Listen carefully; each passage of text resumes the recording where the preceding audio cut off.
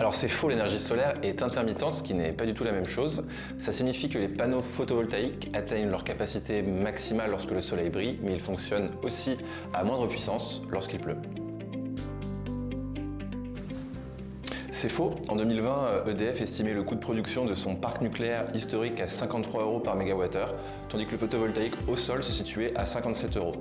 Ce qui ne fait pas une très grosse différence. À mesure que les énergies renouvelables se démocratisent, on observe d'ailleurs une tendance à la baisse des coûts de production au fil des années. Alors moi je trouve que c'est faux, c'est pas sympa, et puis en plus la beauté c'est relatif. Par exemple, je trouve que cette centrale-là, financée sur l'Humo, elle est très très belle.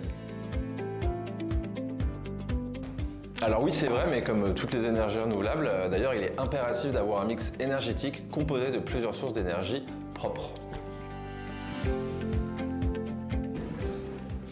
Alors c'est faux, même si on a le droit d'être contre. Nous, chez l'Humo, on pense que lorsque les projets sont faits en cohérence avec les besoins d'une exploitation, cette pratique optimise l'utilisation des terres agricoles. C'est aussi une façon de dégager des revenus complémentaires pour l'exploitant, tout en produisant une énergie propre et durable. Alors oui, c'est vrai, mais il faut prendre la juste mesure des choses. Les panneaux solaires sont principalement faits de 3 matériaux, le silicium, le verre et l'aluminium, qui ne sont pas des terres rares et qui se recyclent très bien. On estime que le photovoltaïque émet en moyenne et sur tout son cycle de vie 28 fois moins que le charbon. Alors c'est faux. En France d'ailleurs, un décret de 2014 oblige les filières à assurer la collecte et le recyclage des panneaux. C'est un processus qui est financé dès l'achat du panneau grâce à une taxe incluse dans son prix d'achat et on parvient très bien aujourd'hui à recycler jusqu'à 95% des composants.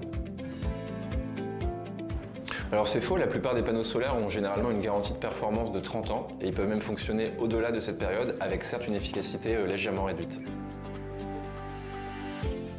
Alors c'est globalement faux, notamment parce que l'énergie solaire, sous ses diverses formes, joue un rôle prépondérant dans la revalorisation d'anciennes friches industrielles, des lieux déjà artificialisés, ainsi que des toitures et des ombrières de parking. C'est faux, chez l'Humo, nous proposons de nombreux projets qui soutiennent la transition énergétique. Rendez-vous sur lumo-france.com et si vous voulez plus d'informations sur ce sujet, rendez-vous sur le blog.